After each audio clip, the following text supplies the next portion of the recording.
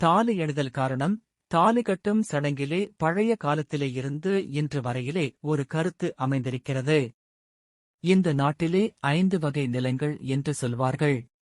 முதலிலே குறிஞ்சி என்பது மலையிலேதான் மக்கள் வாழ்ந்து வந்தார்கள். மலை கரைந்து பிற்காலத்திலே பல்லாயிரம் ஆண்டுகளுக்குப் பின்னர் காடு உற்பத்தி ஆயிற்று. அதன் பின்னர் இன்னும் அந்தக் காட்டிலே இருந்து வரக்கூடிய மெல்லிய மண்துளிகள் விளை நிலங்களாக வந்தன. இது குறிஞ்சி, முல்லை, மருதம் என்று ஆயிற்று.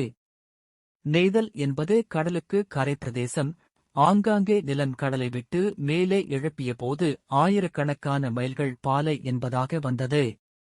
இவற்றில் முதலில் குறிஞ்சி நிலத்திலே வாழ்ந்த மக்களுக்கு என்ன அவசியமாயிற்று என்றால், மிருகங்களிடமிருந்தும் மற்ற முரட்டுத்தனமுடையவர்களிடமிருந்தும் பெண்களை பாதுகாக்க வேண்டும் என்ற ஒரு பொறுப்பு இருந்தது. அந்த காலத்திலே ஒரு ஆண் ஒரு பெண்ணை திருமணம் செய்து கொள்ள வேண்டும் என்று சொன்னால் அவன் வீரத்தை நிரூபணம் செய்ய வேண்டும்.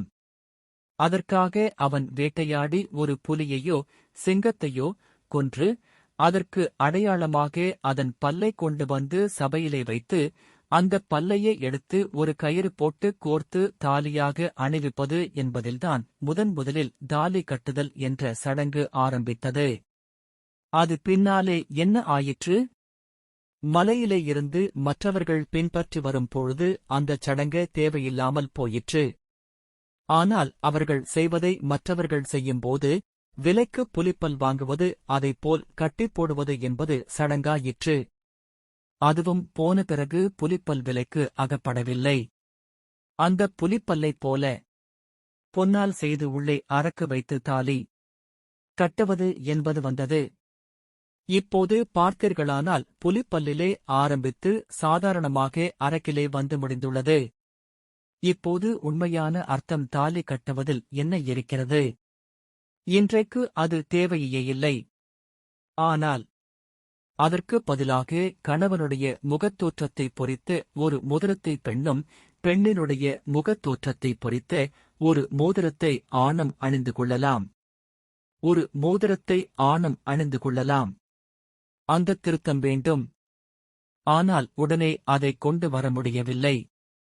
பல மக்கள் இதற்கு ஆதரவு தந்து எண்ணிறந்த குடும்பங்கள் ஸ்காய் மன்றத்திலே மனவளக்கலை மன்றத்திலே சேர்த்த பிறகு அதை நன்றாக உணர்ந்து வரும் பொழுது செய்ய வேண்டிய திருத்தம் ஒவ்வொன்றாக செய்து கொள்ளலாம் என்பதற்காக அதை தள்ளி வைத்து இருக்கிறோம்.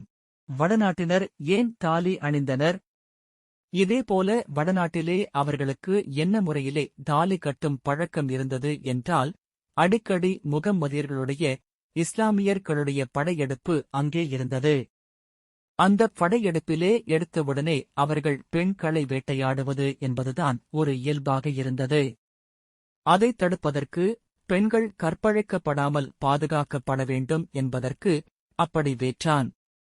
கையிலே அகப்பட்டுக் கொண்டால் உடனே அதை எடுத்துக் கடித்து உயிரை மாய்த்துக் கொள்ள வேண்டும் என்பதற்காக பொட்டாசியம் சயனைடு என்ற விஷத்தை ஒரு சிறு அளவு ஒரு பொட்டு மாதிரியாக செய்து அதற்குள்ளாக அடக்கி வைத்து அதைக் கொடுத்தார்கள். அதைத்தான் தாலியாக கட்டினார்கள். காலத்தாலே என்ன ஆயிற்று? வீட்டிலே சண்டை வந்தாலும் பெண்ணுக்கு கோபம் வந்தாலும் அதைக் கடிக்க ஆரம்பித்தார்கள். அதுவும் பிற்காலத்திலே என்ன ஆயிற்று? இங்கே நாம் புலிப்பல்லுக்கு அரக்கு ஊற்றினார் போல அவர்களும் அரக்கு ஊற்ற ஆரம்பித்து விட்டார்கள். இப்போது அரக்குதான் அங்கேயும். அதிலே விஷம் ஒன்றும் கிடையாது. அது தேவையில்லாததுதான். அவ்வாறு எந்த காரணத்துக்காக எந்தச் செயலை ஆரம்பித்தோமோ அது தேவையில்லாத போது அதை பின்பற்ற வேண்டுமென்றால் நமக்கு அனாவசியமான சடங்காக மாறிவிடுகிறது. வாழ்க வளமுடன். மெட்டி அணிவதன் நோக்கம். அந்த காலத்தில் வடநாட்டில் பெண்கள் முகத்தை ஆண்கள் பார்க்கக்கூடாது என்று ஒரு சம்பிரதாயம் இருந்து வந்தது. சாதாரணமாக ஒரு குடும்பத்தில் 4 ஆண்கள் 4 பெண்கள் இருப்பார்கள். எப்படி முகத்தை பார்க்காமலிருப்பது என்று ஒரு சங்கடம் வரக்கூடாது என்பதற்கு அவர்கள் ஒரு விதியை வகுத்து வைத்தார்கள். ஒவ்வொரு பெண் காலையும் பார்த்து அடையாளம் கண்டு கொள்ள வேண்டும். காலை பார்த்து யார் யார் என்று தெரிந்து கொண்ட பிறகு முகத்தை பார்க்கலாம் அல்லது பார்க்காமலிருக்கலாம். அதற்காக திருமணத்தின் போது பெண்களுடைய காலை உயரமான இடத்தில் வைத்து உற்று பார்த்துக் கொள்ள வேண்டும்.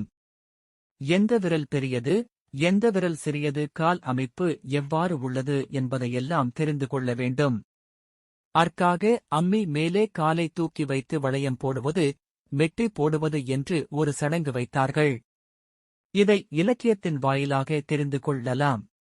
இலக்கியத்திலே அந்தந்த காலத்திலே இருந்த பழக்கத்தையும் இலக்கிய கர்த்தா எடுத்துக் காட்டுவார். அதற்கு வேண்டிய சீர்திருத்தத்தையும் அந்த இலக்கியத்திலே வைப்பார். அதுதான் இலக்கியத்தை சிருஷ்டி செய்யக்கூடிய எழுத்தாளனுடைய தன்மை. இராமாயணத்தில் சீதை நகையை கழற்றி எறிந்துவிட்டு போய்விடுவாள். அதை ஜடாயு பட்சி இராமனிடம் எடுத்து வந்து கொடுக்கிறது. அப்போது இராமன் அதை எடுத்து வைத்துக் கொண்டு ஒவ்வொரு நகையாகப் பார்த்து இலட்சுமணனை கேட்கிறான். காதிலிருந்த நகை, மூக்கிலிருந்த நகை, கழுத்திலிருந்த நகை, கையிலிருந்த நகை ஒவ்வொன்றாக எடுத்து இது உன்னுடைய அண்ணியினுடையதா என்று கேட்கிறான். அதற்கு இலட்சுமணன், நான் பார்க்கவில்லை, எனக்கு தெரியாது அண்ணா என்று கூறிக்கொண்டே வந்தவன் காலிலணியும் நகையை பார்த்து, இது அண்ணியினுடைய நகைதான் அண்ணா, நான் பார்த்திருக்கிறேன் என்று கூறுகிறான். இதிலிருந்து என்ன தெரிகிறது என்றால், அந்த காலத்திலே பெண்களுடைய காலைத்தான் பார்க்க லாமே தவிர முகத்தை பார்க்கக்கூடாது என்பது தெரிகிறது. அதனாலே அந்த சடங்கு அப்போது வைத்திருந்தார்கள். இந்த காலத்திலேயும் அது ஒத்து வருமா? நன்றி, வாழ்க வளமுடன்.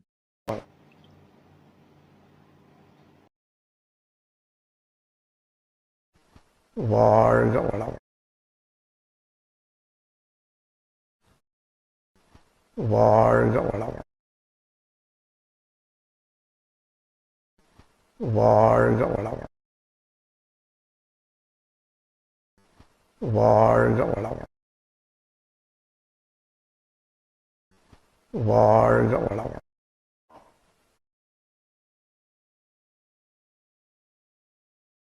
வாழ்க வளம்.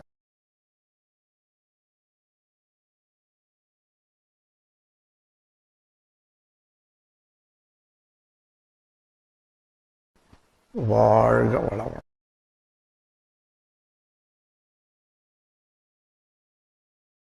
அருட்பேராற்றல் கருணையினால் உடல் நலம், நீளாயுள், நிறை செல்வம், உயர்ப்புகள், மெஞ்ஞானம் ஓங்கி வாழ்வீர்கள்.